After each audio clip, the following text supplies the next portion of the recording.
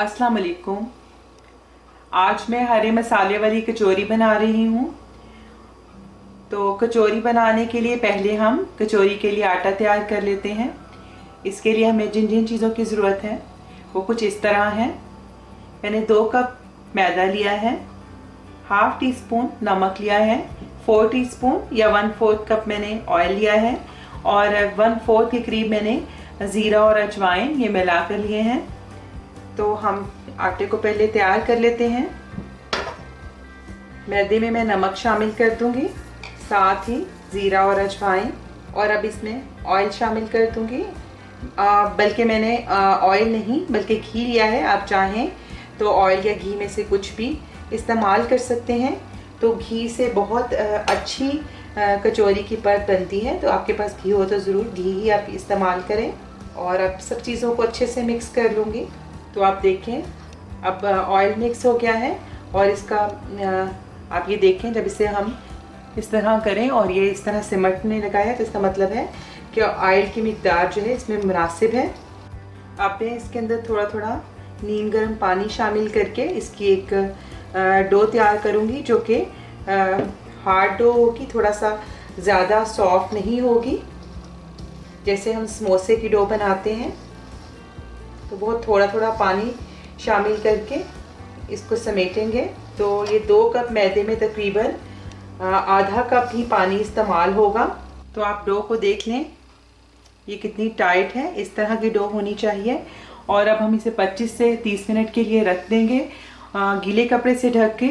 और उसके बाद फिर जब इसको हमें बनाना होगा तो हम 3 से 4 मिनट अच्छे तरीके से इसको गूंद के इसको सॉफ्ट कर लेंगे। अब कचौरी के लिए हरे मसाले की फिलिंग तैयार कर लेते हैं। तो हरे मसाले में हमारे पास जो जो चीज़ें हैं इसके लिए मैंने 3 छोटे साइज़ के इस साइज़ के तकरीबन प्याज थे और उसको मैंने छोटे टुकड़ों में काट लिया है। इसके अलावा मैंने हरा धनिया लिया है और हरी प्याज ली है, बंद गोभी का थोड़ा सा हिस्सा लिया है, पुदीना लिया है, हरी मिर्च ली है और 1/4 कप मैंने अनारदाना लिया है। अनारदाने को मैंने अच्छे से पानी से वॉश कर लिया था क्योंकि इसके साथ काफ़ी मिट्टी होती है और उसको साफ़ करने के बाद मैंने इसको थोड़े से पानी में भिगो दिया था ताकि सॉफ्ट हो जाए।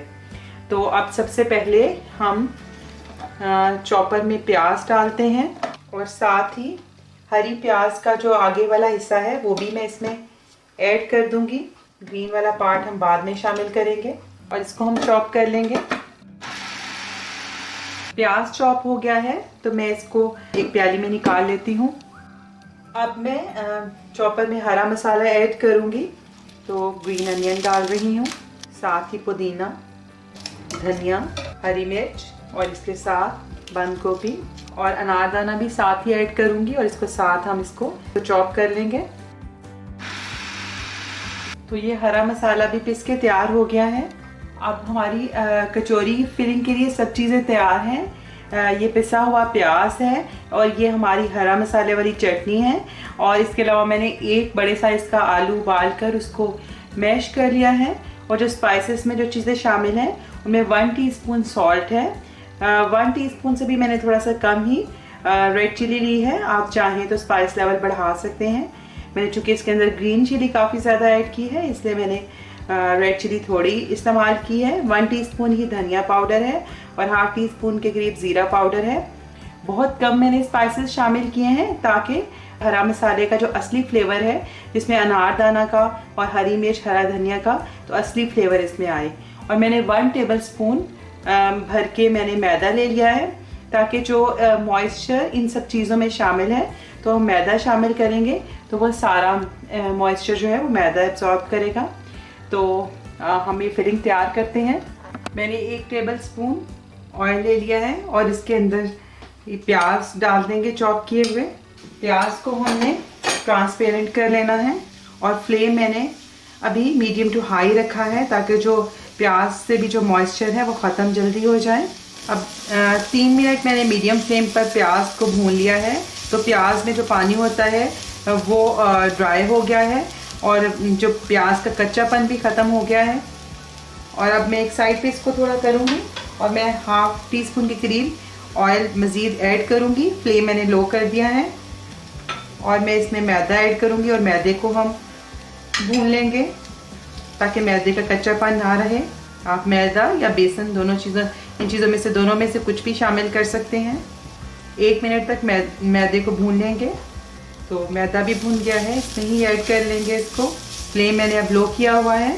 अब मैं इसमें आलू ऐड कर दूंगी और साथ ही सब स्पाइसेस भी शामिल कर दूंगी।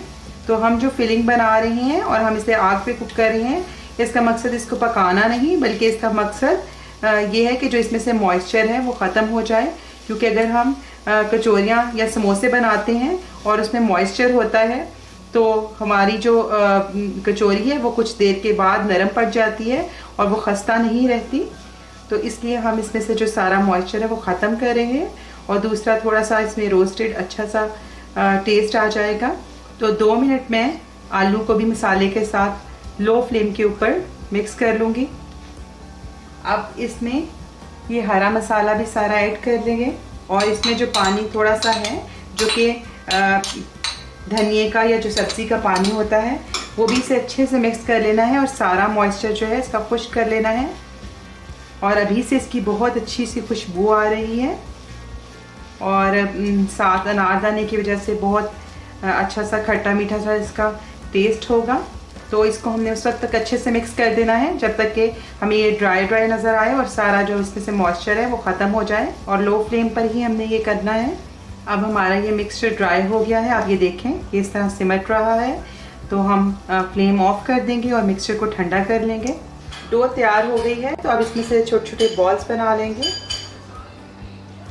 तो आप अपने मर्ज़ी के मुताबिक छोटी या बड़ी जितनी चाहें उस साइज़ की कचौरियाँ बना सकते हैं।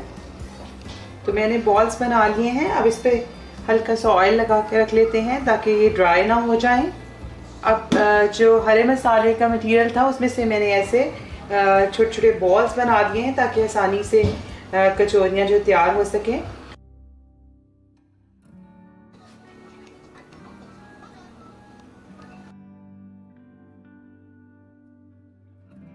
तो इसी तरह सारी कचौरियाँ बना ली हैं। अब हम इन्हें फ्राई कर लेंगे। कचौरियाँ फ्राई करने के लिए ऑयल को फिर आप गर्म कर लें और फिर फ्लेम मीडियम कर दें और इसको आपने मीडियम फ्लेम पर ही फ्राई करना है, तभी क्रिस्पी कचौरियाँ हमारी बनेंगी, बहुत खस्ता कचौरियाँ बनेंगी। तो अपने कचौरियाँ डालती जाऊँगी और फ्लेम अब मैंने मीडियम टू लो कर दिया है। अब इसकी साइड चेंज कर देते हैं। देखिए कितनी अच्छी कचौरियाँ फूलनी शुरू हो गई हैं और बस एक साइड इसकी हो गई है, दूसरी साइड पे भी थोड़ा सा गोल्डन कलर आ जाए तो हम इसको बाहर निकाल लेंगे। कचौरियाँ दोनों साइड से फ्राई हो गई हैं। अब ये देखिए कितना अच्छा कलर आया है और कितने अच्छे तरीके से फूल रही हैं। तो मज़ीद कचौरियाँ भी इसी तरह फ्राई कर लेंगे। तो हमारी हरे मसाले वाली कचौरियाँ तैयार हैं। आप देखिए कितनी अच्छी इसका टेक्सचर आया है, कितनी अच्छी फूली फूली कचौरियाँ बनी हैं और बहुत ही खस्ता है। मैं आपको तोड़ के दिखाती हूँ। बहुत खस्ता कचौरियाँ तैयार हुई हैं। आप भी इस रेसिपी को ट्राई करें तो आपको ये रेसिपी यकीनन पसंद आएगी। आइंदा आपके साथ किसी नई रेसिपी के साथ फिर मुलाकात होगी। उस वक्त तक के लिए अल्लाह हाफिज़।